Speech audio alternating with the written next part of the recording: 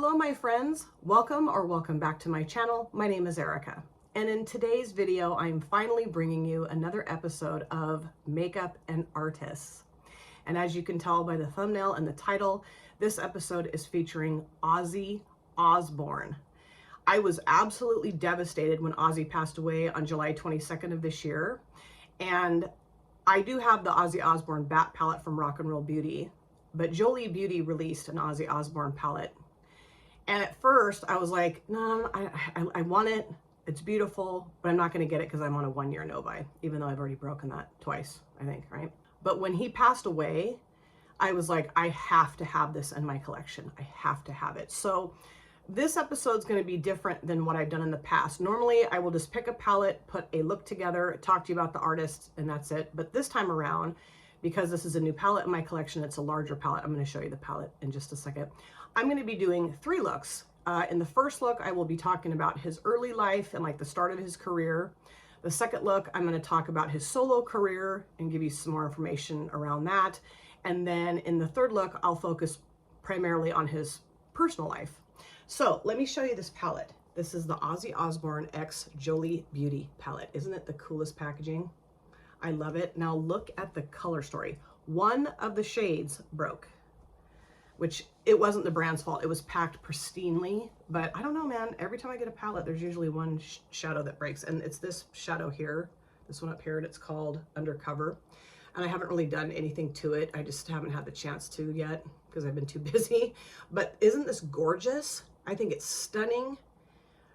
Very warm toned and just gorgeous shadows. And you know, yeah, I do have some similar tones in my collection. I maybe could have duped this palette, but I don't have all of them. That's for dang sure. It does have a mirror that's got a little thingy over it.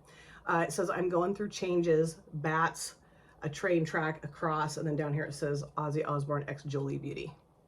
So for the first look, I want it to be very shimmer heavy. So I'm going to go into the black matte, which is Black Rain, put that towards the outer part of the lid. And then I'm going to put Mr. Crowley, this beautiful bright red and kind of orangey flippy shimmer. Then I'm going to put Scream next to that, which is kind of a orangey pink gold flippy shimmer shade. And then I'm going to put Sharon, this bright yellow shimmer towards the front.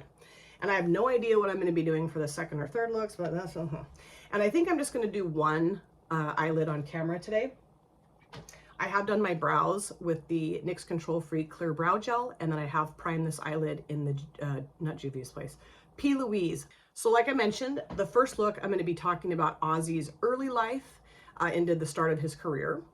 And I'm going to start off by putting the black matte towards the outer part of the lid.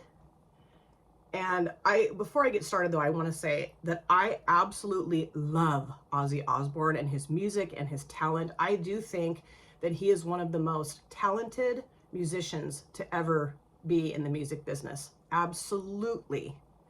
And his loss has been palpable, you know, like it's just been really, really tough. My husband and I both have been really down in the dumps about losing Ozzy. Okay, so John Michael Osbourne, known as Ozzy, of course, was born on December 3rd, 1948 in the Aston area of Birmingham. I try to sound like I'm from the UK. I am not, but I want to sound like I am. So I'm not going to do any English accents, okay? I promise, because I embarrass myself.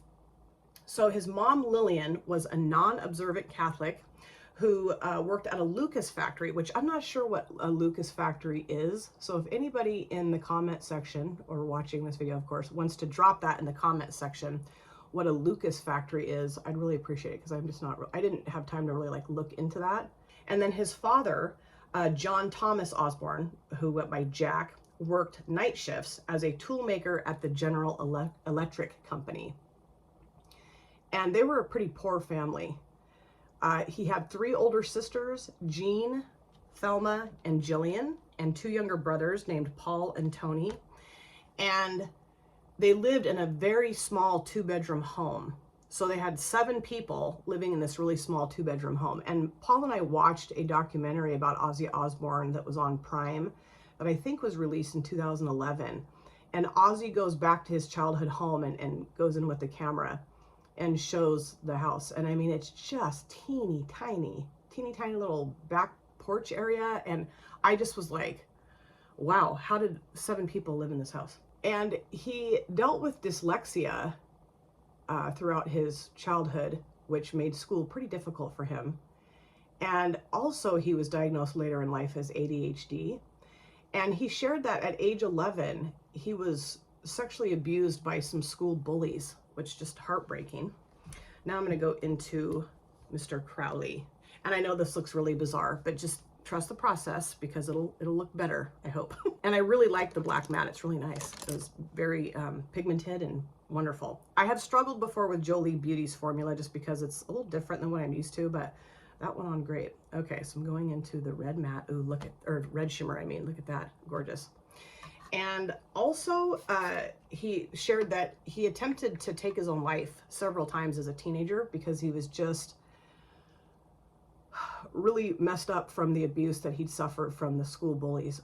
And I think, I want to say like around middle school age, I know they don't call it middle school in the UK, but you know, around that time of his life, he started acting in school plays and really developed like a love for being on stage, which definitely showed later on in his career because he was like the ultimate consummate showman. You know, like I've watched his concerts on like YouTube and stuff, and he was so into it and so dynamic on stage and just thrived on stage for sure. And at age 14, he heard the Beatles for the first time, and that just absolutely blew him away. He was just like, what? This is incredible.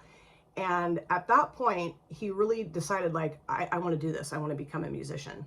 So at age 15, he dropped out of school because school was just not it for him. You know, the dyslexia, the ADHD, the bullying, that sort of thing.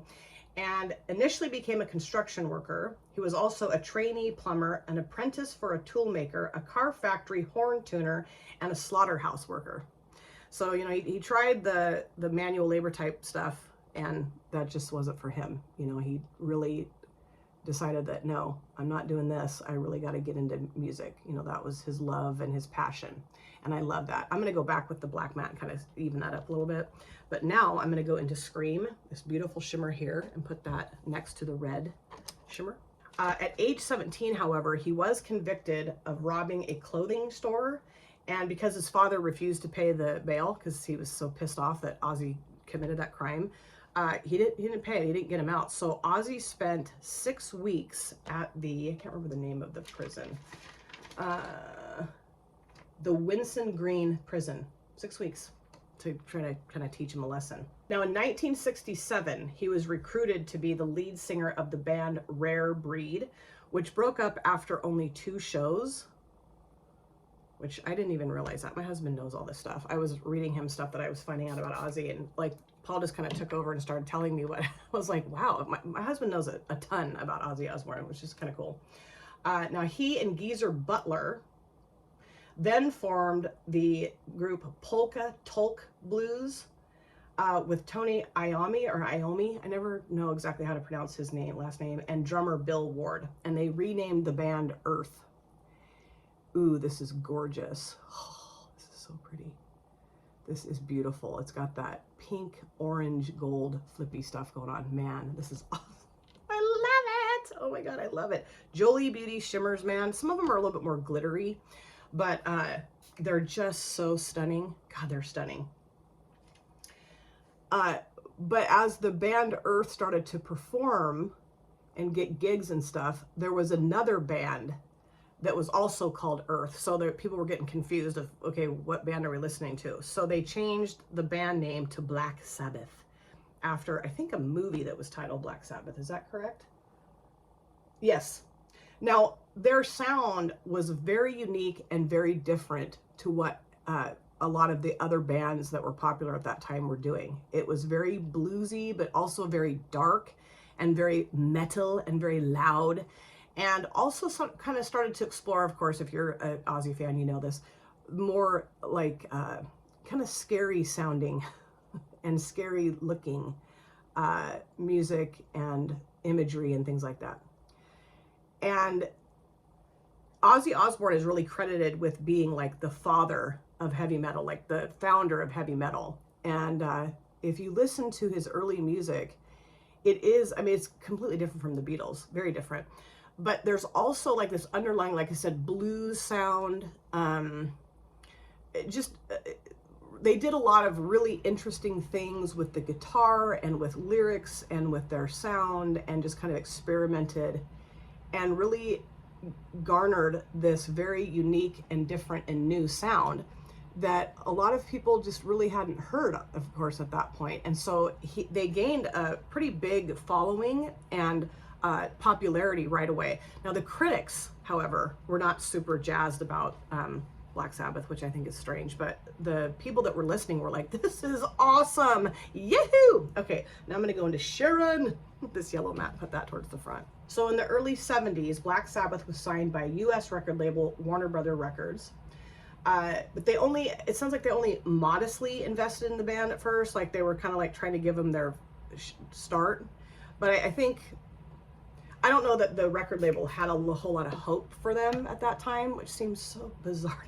Like, this is pretty common too with a lot of people that first get started. It's like, are you listening? But like I mentioned, they were gaining rapid success and followers and fans, and people were just loving their music pretty instantly.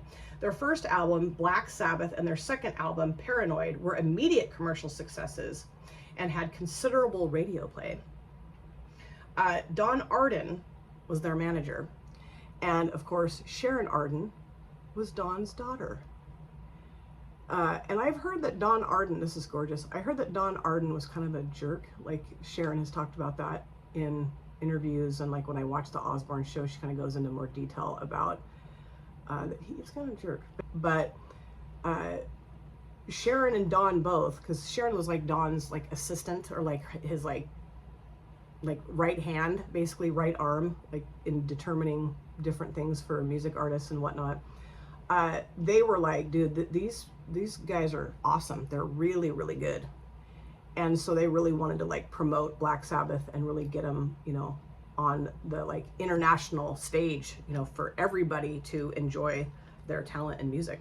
So I love this, but I'm going to go into Scream with my finger. Look at that. Look how shifty that is. And put this right here just to kind of add a little bit more of that back in and kind of mush the yellow and that pinky orangey shifty stuff together a little bit better. And oh, I just love this. God, this is so gorgeous. This is absolutely gorgeous. And it's like liquid metal. I think Ozzy would really approve of this palette. It is stunning. I'm really impressed with it so far. So after Paranoid, they released the album Master of Reality. In 1972, they released Black Sabbath Volume 4, and in 1973, they released Sabbath Bloody Sabbath. And the Sabbath Bloody Sabbath was the album that finally gained them like raving reviews from the critics. Like it took a few albums, but finally the critics like got on board and were like, oh yeah, they're really good. No kidding. Actually, wait, I was going to go into the black mat, but I think I'll go back into Mr. Crowley with my finger. Oh, that is so stunning. Holy crap, that is beautiful. Yeah, I needed to kind of deepen that red up a little bit so it's a little bit more noticeable. Ooh, yes, I love it, love it, love it. And I do think I will go into the yellow matte too with my finger, and just not yellow matte, yellow shimmer, and just kind of, and this is a little bit more just like one note, you know, the yellow shimmer. It's not really flippy, it's just more like just yellow, but I think it's stunning. And with the other two shimmers, I think this is looking really cool. And I want to go back into Scream too, because I feel like I'm kind of losing that with the yellow, which I don't want to lose it, but I really want that yellow to pop out, you know. Okay, it looks pretty darn good. So now I'm going to go back in the black mat and just kind of straighten up this outer edge here.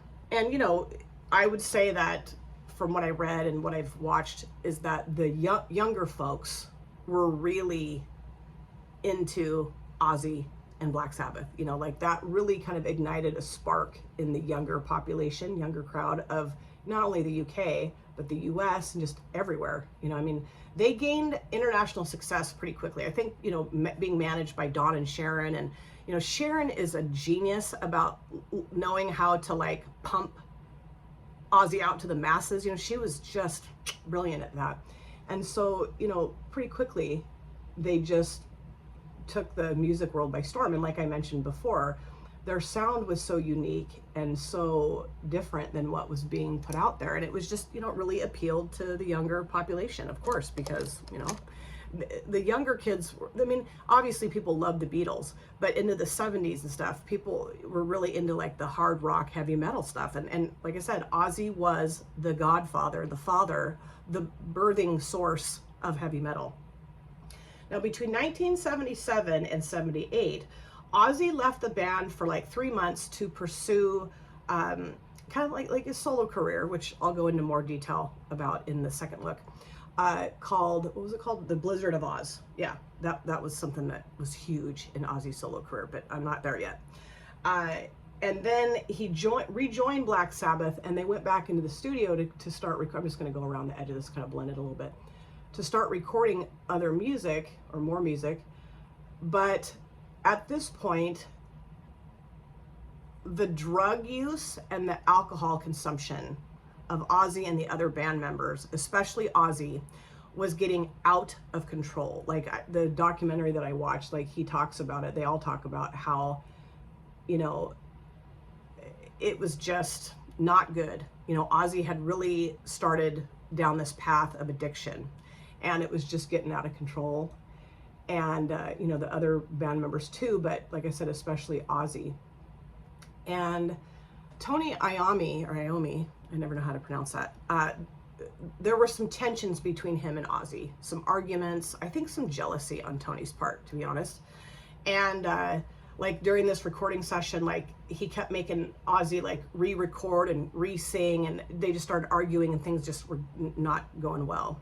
And then, like I said, the addiction stuff was just out of control. So Black Sabbath, the other members of Black Sabbath, basically told Ozzy, you're out, we're done. We're not going to have you be a part of this group anymore because your addiction's gotten too out of control. There's too much conflict. So we are going to let you go, and we're going to go a different direction with Black Sabbath. And they did have Ronnie James Dio initially became their lead singer, which that's another singer that had his own band and stuff like that, which I didn't realize that. And I do think that, you know, obviously Black Sabbath was still successful, but I don't think that Black Sabbath ever had nearly the success that they had with Ozzy as their frontman.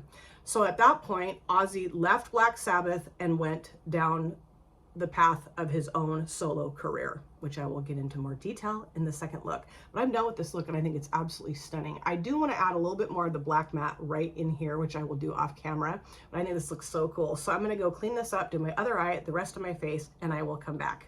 So this, of course, is finished look number 1. And I absolutely freaking love how this look turned out. And I'm a super huge fan of the palette already.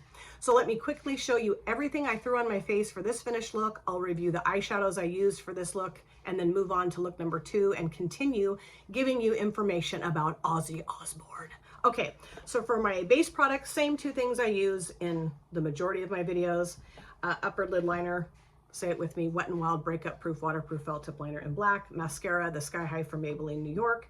For my bronzer, I use the LYS No Limits Bronzer in Motivate. For my blush, I use the Made by Mitchell Blush palette, and I use this shade here called Make Me Blush, this orangey one. I just thought the orange would look cool with my eye look. And then on my lips, I used this beautiful lip lacquer from Colored Rain in the shade Cherry Blossom. I just felt like a bright red glossy lip would be perfect with this eye look, and I love it. I think it's my favorite red lippy that I have in my collection. Now let's talk about the palette. On my lower lash lines, I used Black Rain, and then a little bit of Down to Earth. And then in my inner corners, I use Aston. This is gorgeous. It's kind of deceiving because it looks white, but on my own inner corners, it's kind of like a light gold. It's just gorgeous. I loved all 3 shimmers that I used. Mr. Crowley, Scream, and Sharon. Absolutely stunning, flippy, metallic, liquid metal. Just, yeah, total rocker shades, I feel like. And then the Black Rain, the black matte. Beautiful, wonderful, pigmented, blended well. I can't say enough good things about the shadows I used for this look. So without any further ado, let's get on to look number 2 and some more info about Ozzy. So I am back for look 2 with the Jolie Beauty Ozzy Osbourne palette. I want to show you the back too. Isn't that cute? There's a train track, and it's got his album titles and the years that they were released. That is so cool. Okay, so for this look, I'm thinking more neutral, and I'll do something more jazzy in the second or the third look. Okay, so for this look, I'm going to go into Osmosis, Bats, Hellraiser, and then I think for the shimmers, I'm going to use Prince and Ordinary Man, or maybe Prince, Ordinary Man, and Rock Royalty. I think that's what I'm going to do. Okay, and I'm going to be talking to you guys about Ozzy's solo career. Now, I'm going to say that there is so much information about Ozzy, we would be here for days. So I'm going to condense down a lot of this stuff. So those of you that want to add more information than what I'm giving in this video, please drop that stuff in the comment section. If I missed something or there's a detail that I left out, or, you know, obviously, please provide that information in the comment section, because there's just tons of information about Ozzy. I was just like, you know, I mean, I knew he'd done a ton in his career and his personal life and stuff, but you know, okay. So I do have this eyelid primed in the P. Louise Eyeshadow Base in Rumor 01, and my brows are done in the NYX Control Freak Clear Brow Gel. Okay, so starting off by going into Osmosis, this orangey brown, and putting that in my transition area. Okay, so in 1979, when Ozzy was kicked out of Black Sabbath, he started his own solo career. And at that time, he signed with Jet Records under the management of Don and Sharon Arden. Okay. Now, he formed the Blizzard of Oz. Oh! Now, that consisted of bassist and lyricist Bob Daisley, guitarist Randy Rhoads, who came from Quiet Riot. And I will tell you that I believe, let me see, I need to move this over here, actually. Okay, I want my notes to be so I can see them. Gosh, you guys, sorry, I have just so much stuff on my desk here. I didn't should have gotten some things moved around. I didn't do that. Randy Rhoads, in my opinion, is the ultimate guitarist and the best guitarist. And he was taken, and I'll go into more detail about the loss of his life. He was taken from this earth way too early. He was only 25 years old when he passed away. But he really just rocked the guitar. I'm telling you, he was incredible. Like, I think Eddie Van Halen is one of the best guitarists, but I think Randy was even better than him. I mean, absolutely, just incredible.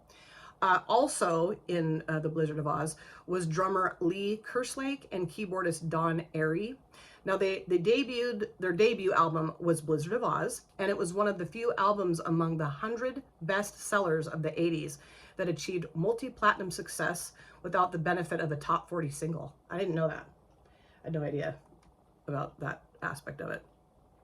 Their second album was Diary of a Madman, and the songs that were really popular off that album were Over the Mountain and Flying High Again. And Flying High Again, I'd heard that song before, you know, like earlier in my life, of course, but I never really loved it until now. Like, my husband and I have really gone down the Ozzy Osbourne path, and we've been listening to tons of his music.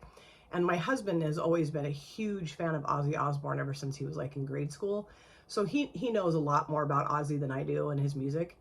But, you know, like when we started listening to his music on repeat after he passed away, Flying High Again has become one of my favorite songs of Ozzy's. It is so good. Now, in March of 1982 is when Randy Rhoads passed away.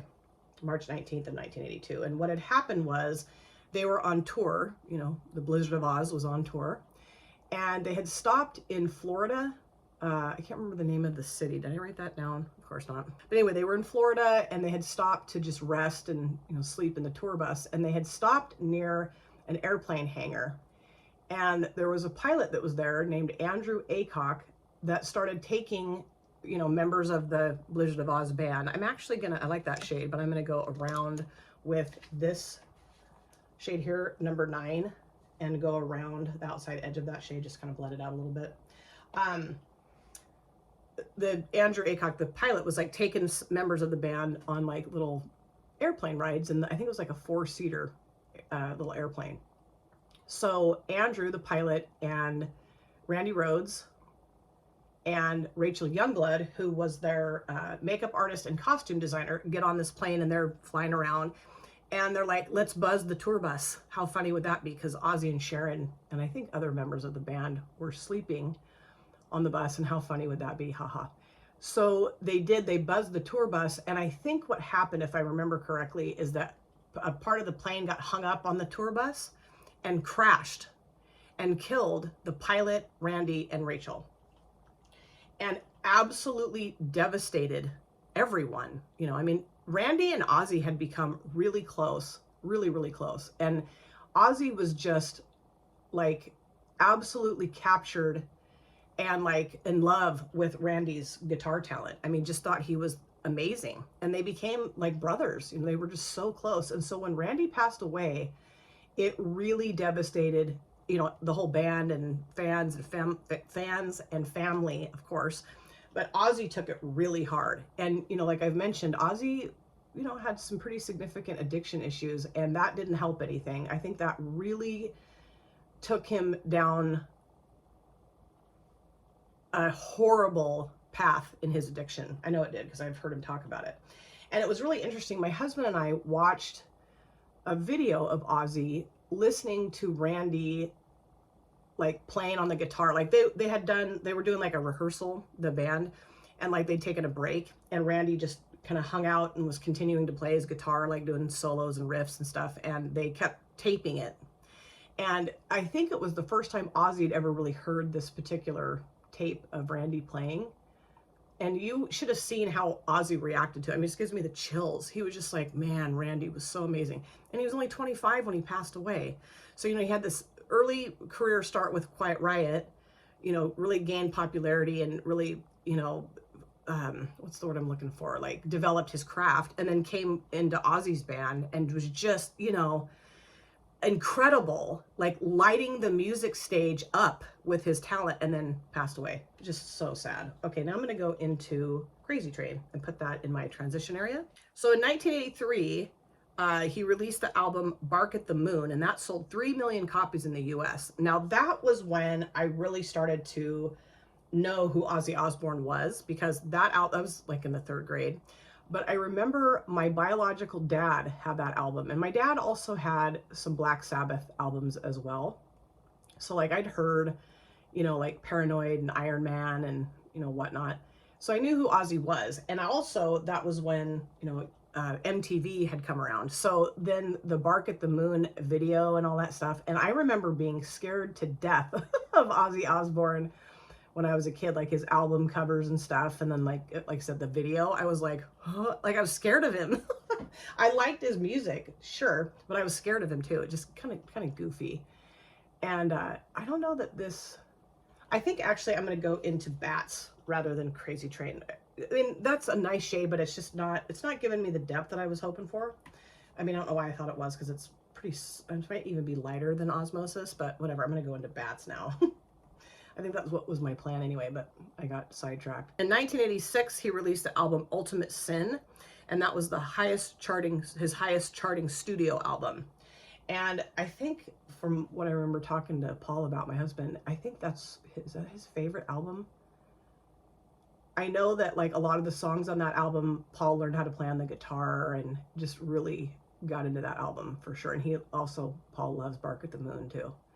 And of course, I'm going to link a ton of Ozzy's music in the description box. So please, if you haven't listened to Ozzy for a while, or maybe you're not as familiar as the next person with his music, go listen, because he's really incredible. And I know that not everybody loves heavy metal, but you know, just to appreciate the instrumentation of the, you know, various guitar, drums, and also Ozzy's voice. Ozzy has one of the most unique voices that I've ever heard, and he's just incredible. And of course, you know, through the 1980s, Ozzy really struggled with his addiction. I think, I want to say that I remember him talking about the fact that, like, I think he'd, you know, tried to get sober here and there, but you know, just wasn't really happening for him. And I know that he's taught, to go back into Osmosis, that orange mat. I know that he's talked about many times that getting sober for him was just hell, just really hard for him to get and stay sober, because he just didn't really have a lot of coping skills. I mean, think about where he came from,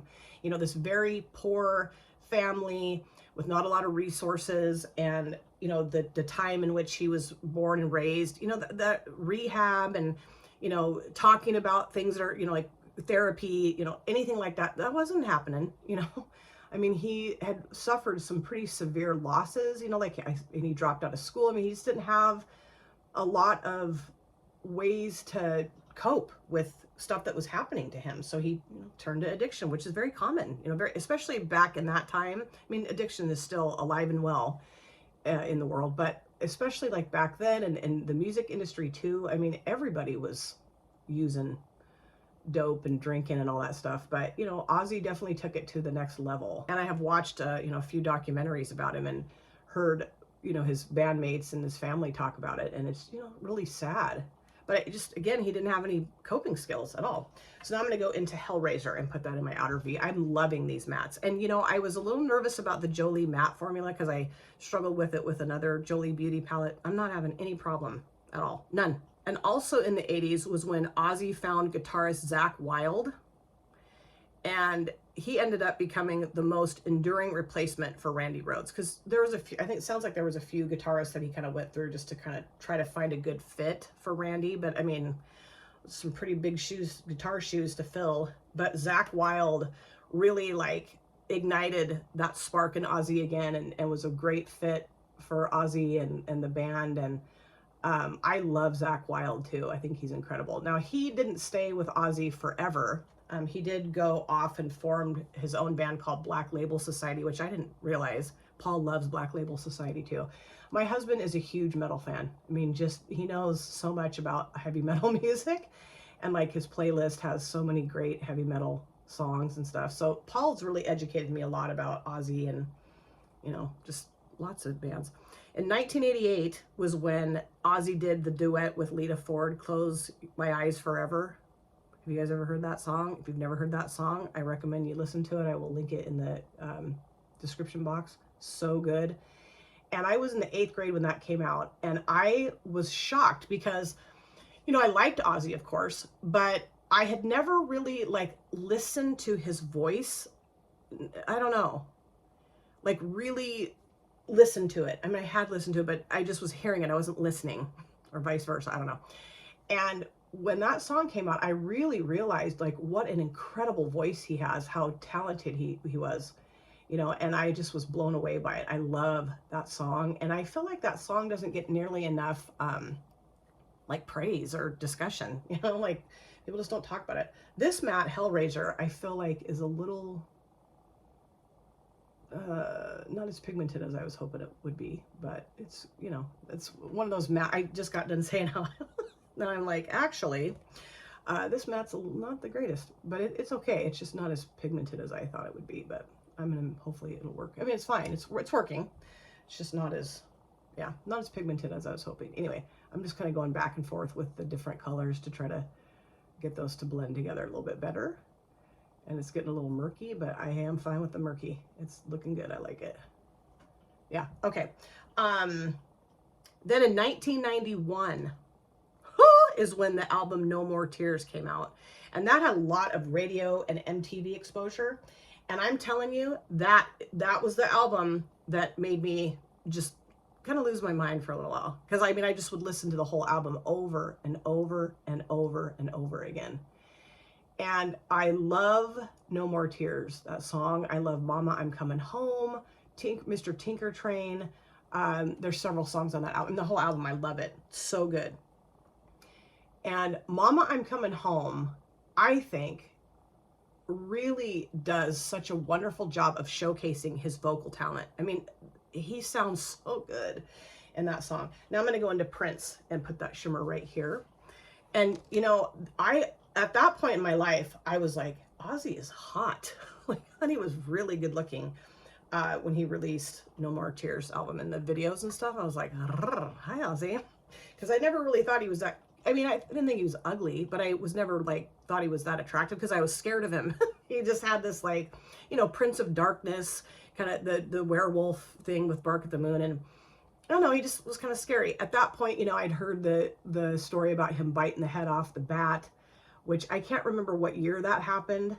And I can't remember what concert it was. Again, please provide that information in the comment section. But he was at a concert and somebody threw up he thought was a rubber bat onto the stage, and he picked it up and bit the head off of it, like to be funny. It was a real bat. I'm sure most of you probably know this story.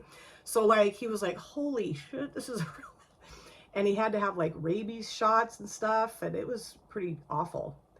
Also, I watched Sharon Osbourne talk about the fact that at one point during like a contract meeting, and I can't remember what year this was either. Again, pop that information in the comment section.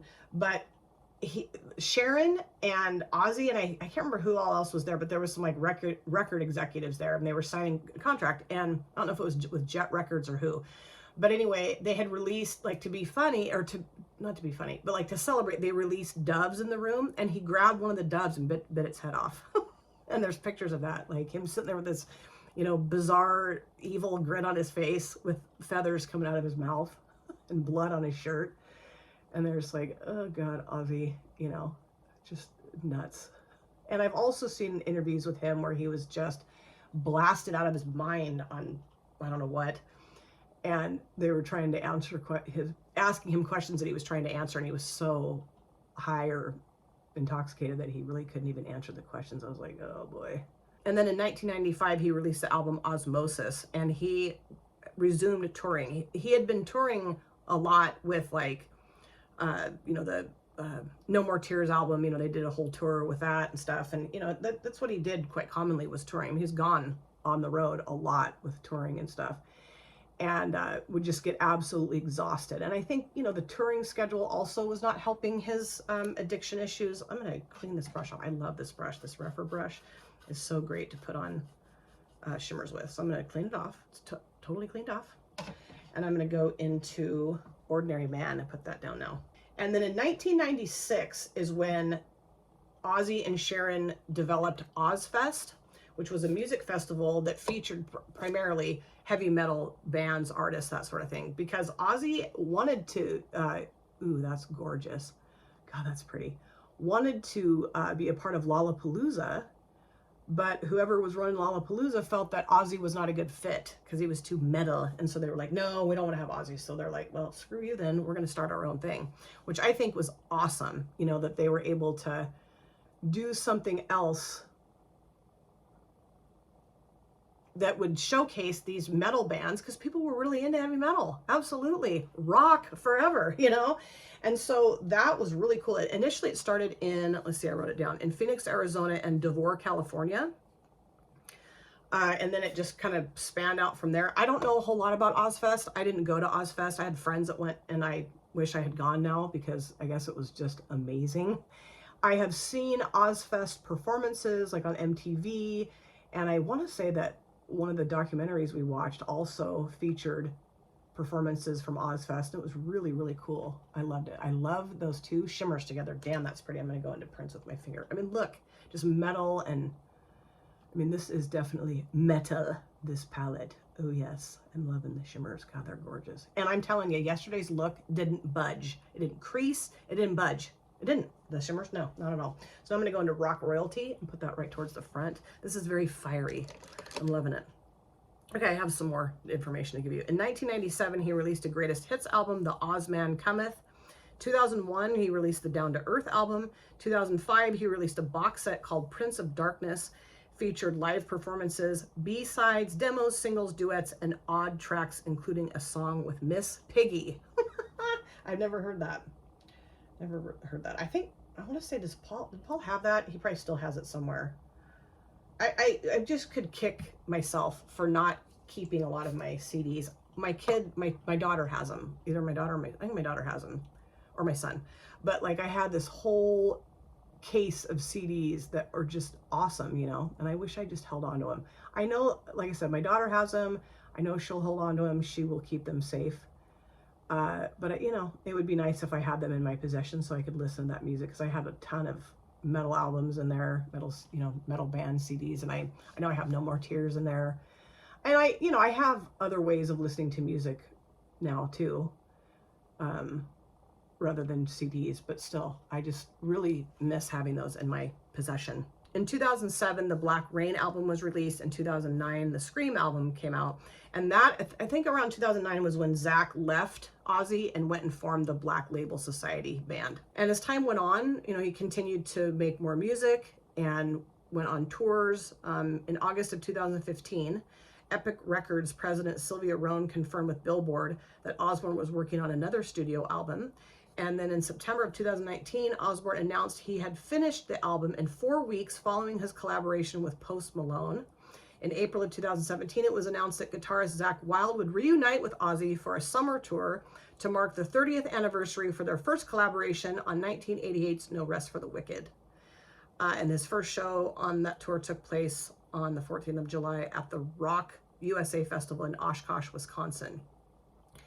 Also, I recently found the song, the 30th anniversary edition of the song Hellraiser.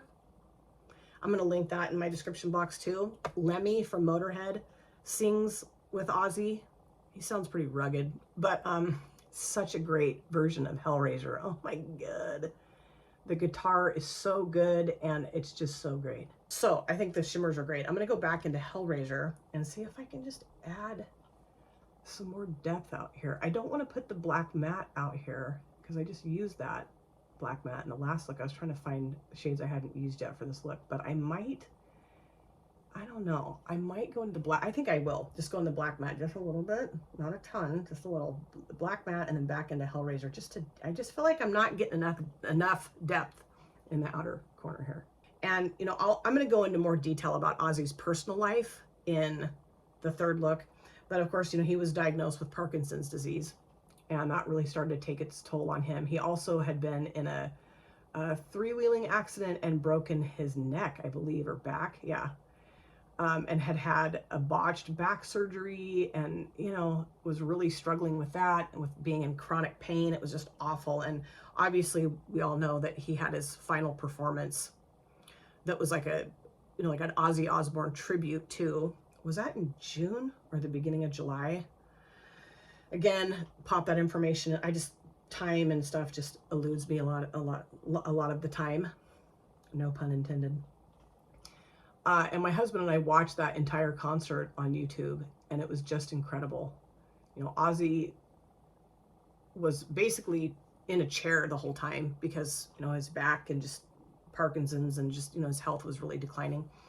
You know, 76 years old. But like, they had a ton of other musicians come and sing his songs while he was on the stage, and it was just so incredible. Also, Ozzy reunited with Black Sabbath, I think, for a couple different tours, right? And did he do 2 tours with, or performances? I don't remember if they were tours or just performances with Black Sabbath. So that was really cool. Again, you know, feel free to add any and all information in the comment section. I mean, it was just such a plethora of information about Ozzy that I was just trying to, like, you know, give you guys the main staples, but, you know, not have the video be 3 hours long. So I am done. I do need to do a little bit more blending around here because I feel like it's just a little funky looking. Not the shadow's fault, my skill set fault. I love the shimmers. I think they're gorgeous. I do have a little bit of fallout, so I'll go take care of that, do my other eye, the rest of my face, and I'll come back. So as you can see, this is finished look number 2, and I just love it. I am just having a blast putting the looks together for this video. I love look number 1. I love look number 2 equally as much, and I'm super stoked to put another look together for you guys for this video. So rather than showing you everything I have on my face for this finished look, because I used the same stuff I used in look number 1, I'm just going to show you a couple things. I did use a different blush shade out of the Made by Mitchell blush palette for this look. I used 80s Nude, and I just love that. And then on my lips is a liquid lipstick from Menagerie Cosmetics in the shade Terracotta. I just love the Menagerie Cosmetics liquid lipstick formula. It's so nice, but everything else, same as what I used in look 1. I did not use my Wet n Wild liquid liner on my upper lids. I just used the black matte out of the palette, Black Rain, and it's so nice as a liner. And I'm really happy that I chose to mix the black matte in with Hellraiser for my outer corners. This is a lovely shade. It's just, I don't know, it wasn't as deep as I wanted it to be. And I will say it is lovely, but some of the Jolie mattes are a little, not difficult. They're just, they're more pack on and don't really blend a bunch, you know? And I didn't really feel like I had that experience with Osmosis or Bats or number 9, but this one just seemed to be maybe a little bit more, not dusty, just I don't know, just different. So I'm really happy that I combined those two. On my lower lash lines, I put Hellraiser and Hollywood together. Inner corners, I put Aston again. And I just loved the shimmers that I use. I love the shimmers that I use. Rock Royalty, Prince, and Ordinary Man. Just stunning. Very liquid metal looking, very opaque. You know, they stay right where you put them. And I'm just loving this palette. It's so fun, and I'm really looking forward to creating another look. So without any further ado, here we go. So here I am back for look number 3 and the final look for this video using the Jolie Beauty and Ozzy Osbourne palette. And I'll be talking about Ozzy's personal life. And for this look, I'm wanting to focus more on like the burgundies and the reds, you know. So I'm going to use OzzFest, Down to Earth, maybe a little bit of changes too. We'll see. I'm not sure. I might maybe put that on my lower lash lines, although that tone might not look that great. So we'll see. And I might pop a little bit of Black Rain on my lower lash lines too. We'll see. And then for the shimmers, I want to use Sabbath, Hall of Fame, and Aston is what I'm thinking. So for this video, the only shimmers I didn't use is Oblivion, which I might put that on there too. We'll see. I didn't use Birmingham or Rain or Undercover. This is the shade that broke. And I still need to spend some time healing that shade. So starting off by putting Down to Earth in my outer V. And then of course, I'm going to talk to you, like I said, about Ozzy's personal life. So Ozzy had a total of 6 kids. 5 were his biological children and 1 he adopted, which I'll go into more detail here in just a moment. So he met Thelma Riley, his first wife, in 1971 at a nightclub called the Rum Runner, there we go, in Birmingham. And I believe they got married, let's see, later that year. Okay, so they met in 1971 and they married later that year. And she had a son named Elliot from a previous relationship that Ozzy adopted. And I think Elliot was 5 when they got together, I'm pretty sure. Or maybe he was 5 when Ozzy adopted him, I don't know. And they had 2 children together, Louis and Jessica. And I watched the documentary that was released, I think it was 2011, and they interview, the person that did the documentary interviewed Louis and Jessica both. And according to the kids, he wasn't the best of fathers. You know, like he was on tour a lot, so he was kind of absent for large portions of their childhood. And then when he was around, he was pretty intoxicated. It sounds like, though, from what I saw and what I've read, and also after watching the Osbournes reality show on MTV, that Louis and Ozzy had a pretty good relationship. You know, like they spent a lot of time together. I mean, Louis was in several of the episodes of the Osbourne reality show, but it doesn't sound like he and Jessica were that close. I mean, I could be wrong about that. I don't know, but you know, she wasn't on that show at all, and she was in the documentary that we watched. So I don't really know what type of relationship they had as time went on. I really don't know, but it's, you know, even though Louis was like, yeah, my dad was just not around, and when he was around, he was, you know, dealing with some heavy duty addiction stuff. Like I mentioned, it does sound like, and it seemed to me that they had patched up their relationship and were pretty close.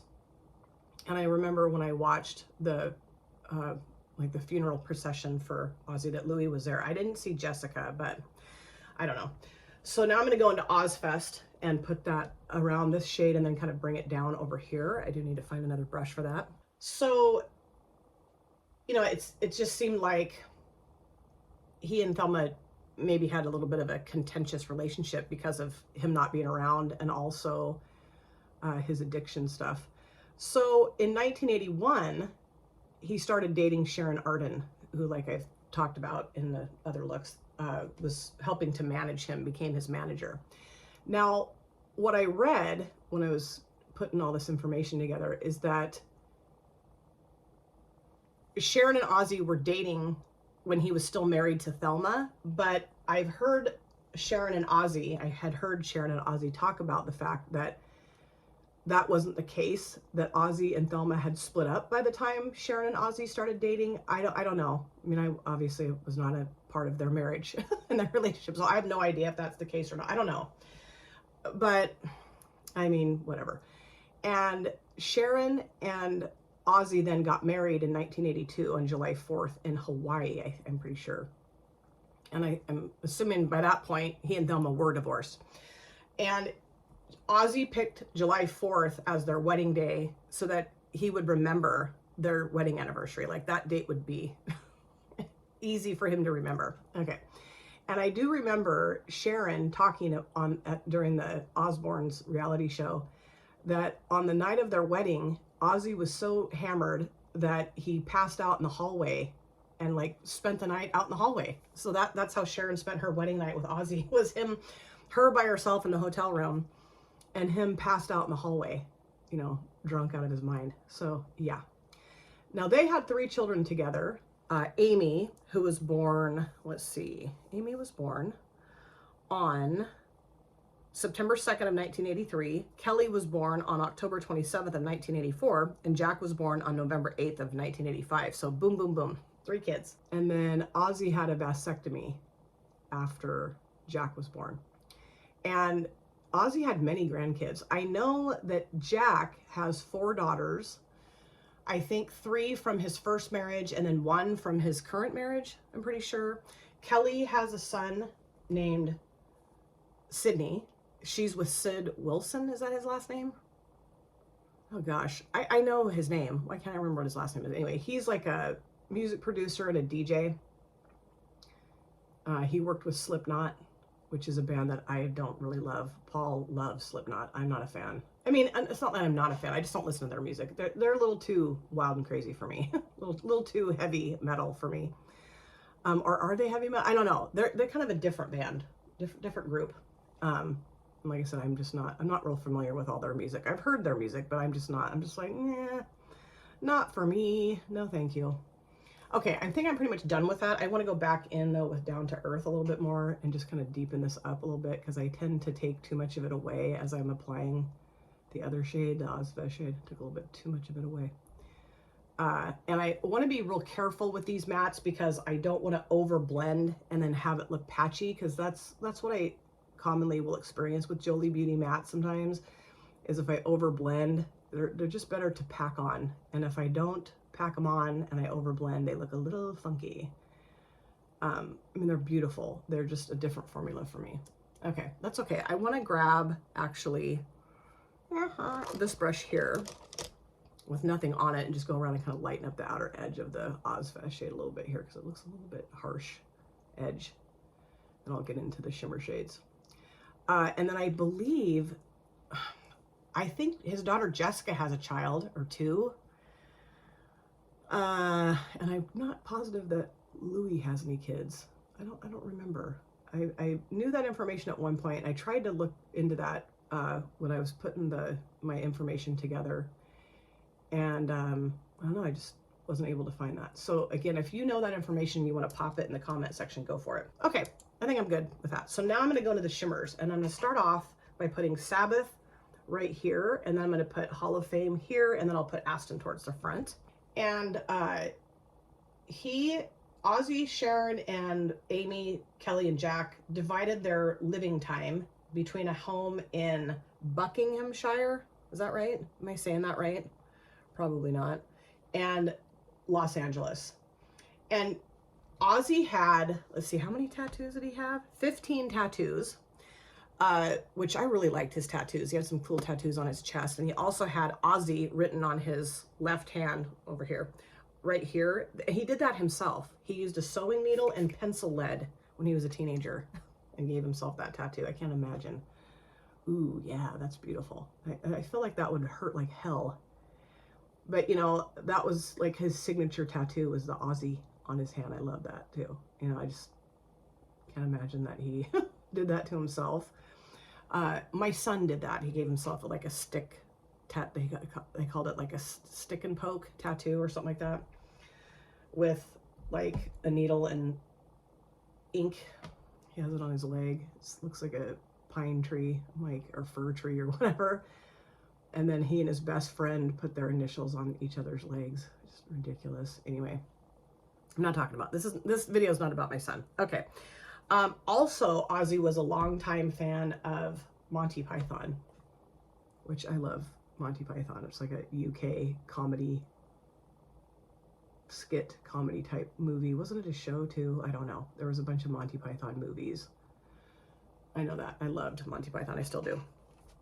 Now, of course, he was known as the Prince of Darkness. And there was a lot of controversy around that in his music, because there was, and I can't remember what year this was, but there was a teenage boy who was suffering from some pretty severe depression, and I'm gonna go into Hall of Fame now. The shade here, this is so beautiful. It's kind of like purpley red, and I'm using the same brush. I cleaned it off. There was a teenage boy that was dealing with some pretty serious depression, and was listening to a lot of Ozzy's music and took his own life. And the parents, I believe, sued Ozzy. And I have very strong opinions about music and movies being blamed for violence.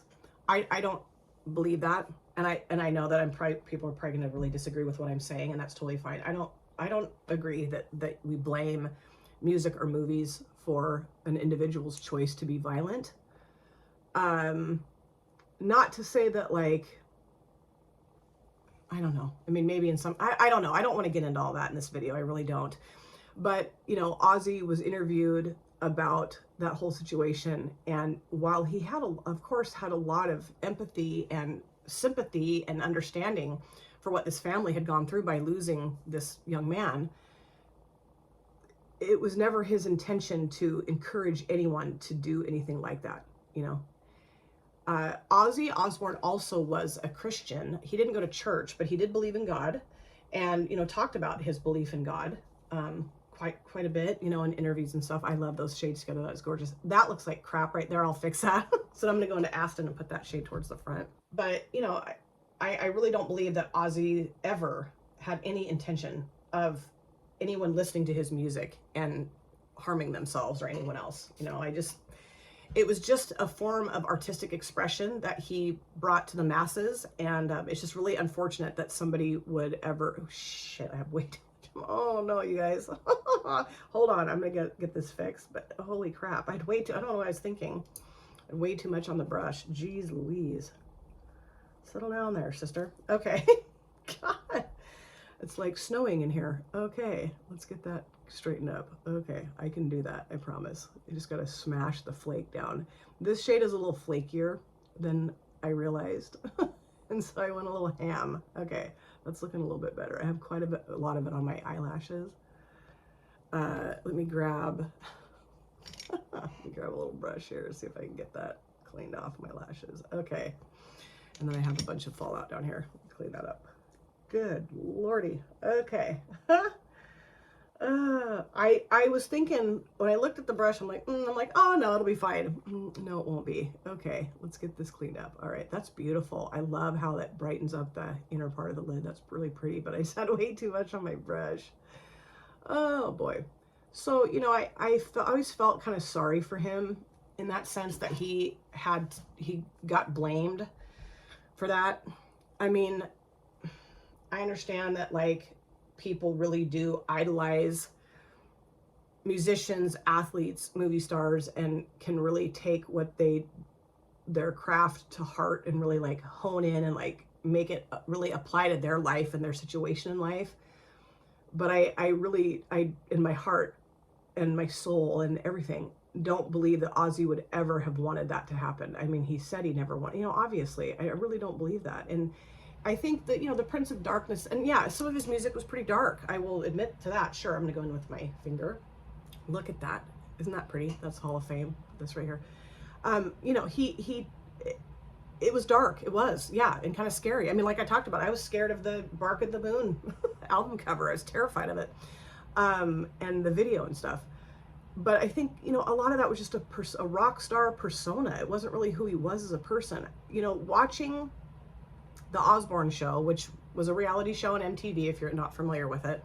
It ran from 2002 to March of 2005.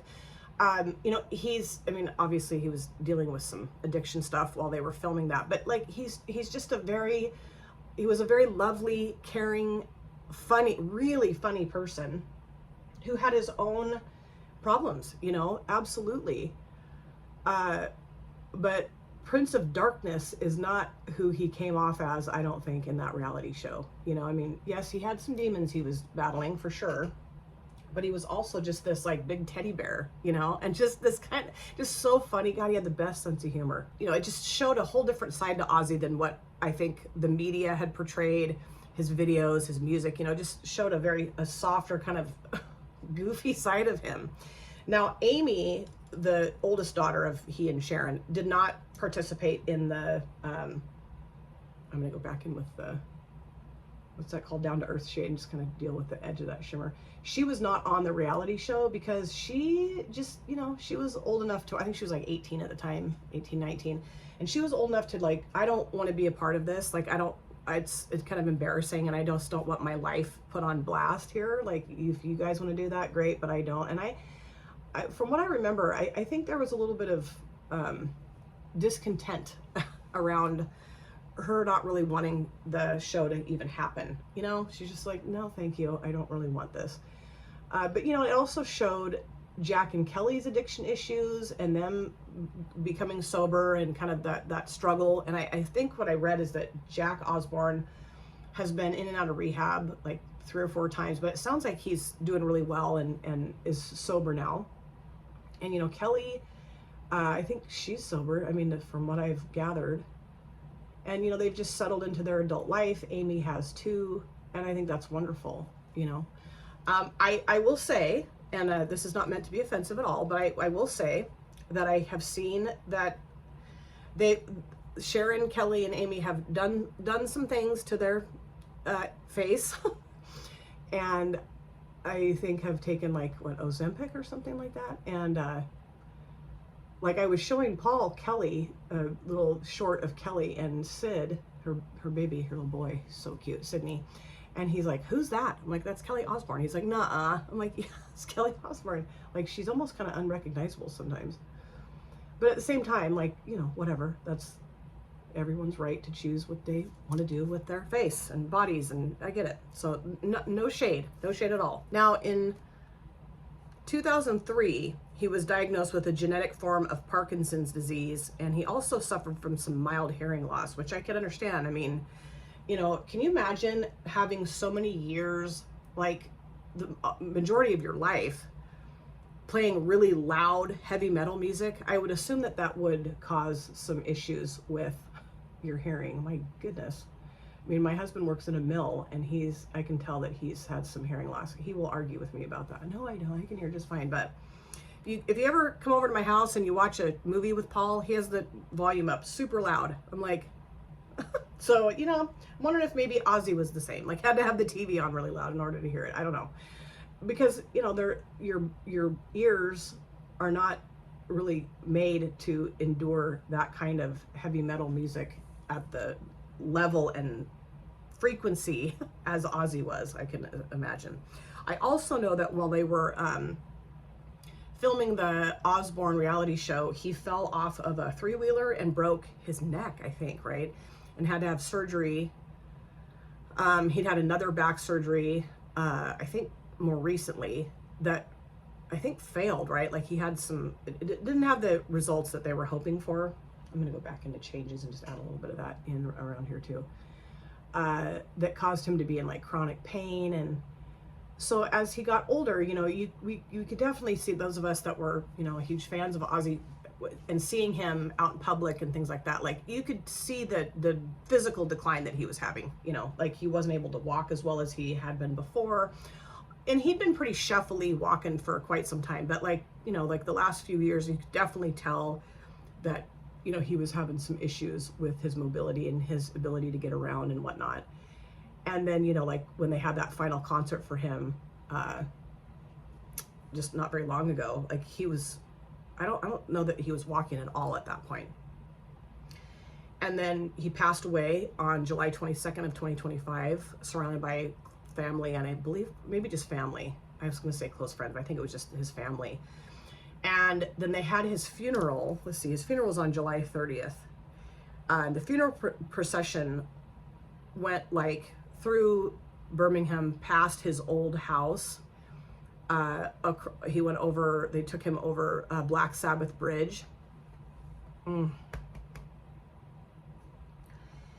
And I watched that footage in showing his kids and Sharon. And seeing Sharon was just devastating because she was so heartbroken. I mean, everybody was, you know, but like knowing how much Sharon and Ozzy loved each other. I mean, they loved each other so much. It just gives me the goosebumps. They loved each other so much. I'm sorry. I need to not cry because I'm going to ruin my eye look. They loved each other so much, and his kids loved him so much too. And so to see that level of like raw grief in that, the footage of the funeral procession was just like, oh man. I very moved by his passing, and just very grateful that I am a fan of Ozzy Osbourne's. I will be for the rest of my life. You know, very grateful for the experiences that I had with his music. Whew. And just, you know, like, I love Ozzy, and I always will. And okay, so I'm gonna go off camera, get myself together, get this cleaned up, do my other eye, the rest of my face. I didn't think I was gonna start crying. And I will be back. So I was able to get myself together and finish look number 3, the final look for this video. And I absolutely love how this look turned out. I'm trying to decide out of the 3 looks I put together, which one I like the most. I'm kind of leaning towards look number 1, but I really love the second look, and I love this look too. So I don't know. What do you think? Let me know in the comment section which look you like the best. Now, I'm not going to go over everything I use for this finished look because it's the exact same products I use for look number 1 and look number 2, but there was a couple differences for this finished look. On my lips, I used a combination of 2 things. I started off with a liquid lipstick from Menagerie Cosmetics in the shade Anthurium, and then I topped it with the NYX Cosmetic Metals, a liquid lipstick. I don't know what the shade is. I don't know. It just has numbers on the bottom. You can't really see the color at all, but it does make my lips look more metallic, which was what I was going for. And then I did use a highlighter today, and in my inner corners and also a little bit under my brows, I used the Luminizer 1 from Profusion. I use this shade here called Fairy Lights. Again, on my face, inner corners, and under my brows. I just love this. This is so old. I've had this for so long, but it still works. And then I did use my Wet n Wild Breakup Proof Waterproof Felt Tip Liner in black to line my upper lids. Okay, now let's review the palette together. Okay, my first impressions of this palette are sky high. Amazing. It exceeded my expectations. I was pretty sure I was going to love this palette, but my experience with the Carnival palette, the mattes, I was a little nervous to play with these mattes, but I just learned with that other palette that it's better to pack on the shadows and not over blend. But I really felt like the blend I got from the mattes for these looks was fine, totally fine. This was a little tricky for me to blend at first, not the shadow's fault, just my skill set's fault. But I think putting changes together with it was great. This is lovely. And the shimmers are just incredible that I used in this look. Sabbath, Hall of Fame, and Aston. This was really fun to actually put on my lids and not just use as an inner corner shade. For the lower lash lines, I did use Black Rain. I popped a little bit of Ultimate Sin towards the front and the Black Rain shades towards the latter half. And then I did blend it out a little bit with Down to Earth. Worked great. The shimmers in here are just impeccable. I know I didn't use all of them for this video, but I will be doing a collab with Tracy, I hope, with this palette. And then I think Janny got this too, so I hope she'll do a collab with me as well. How fun. So I still need to use Oblivion, Birmingham, Rain, and Undercover. That I still need to fix. But just thrilled with the shimmers. And the mattes were lovely too. This is a beautiful color story. Yes, I could have duped out the mattes, but I don't know that I could have duped out the shimmers. This one too is just... Oh, I mean, I could go on and on and on about the shimmers in here. They're just gorgeous. So fun. And I think Ozzy Osbourne would absolutely love this palette. The packaging, the color story, the different formulas in here, absolutely. The quality is just so good. And I was a little nervous, I'll be honest. I thought, oh God, I don't know if I'm going to be able to manipulate the mattes the way I want to. And yeah, everything turned out great. I didn't mean to get so emotional as I was doing my last look, but I don't know. I just am so heartbroken with the loss of Ozzy Osbourne. I just love him so much. I'm so blessed that I discovered Ozzy Osbourne and got over my silly fear of him and really invested my time into his music, the lyrics. Just, you know, my husband has really kind of shown me how difficult a lot of the guitar playing is in various songs of his, and how like unique his sound was. And he really revolutionized heavy metal. I mean, he gave birth to heavy metal as we know it today, and just really laid the blueprint for other heavy metal artists to kind of like jump off of, you know? So cool.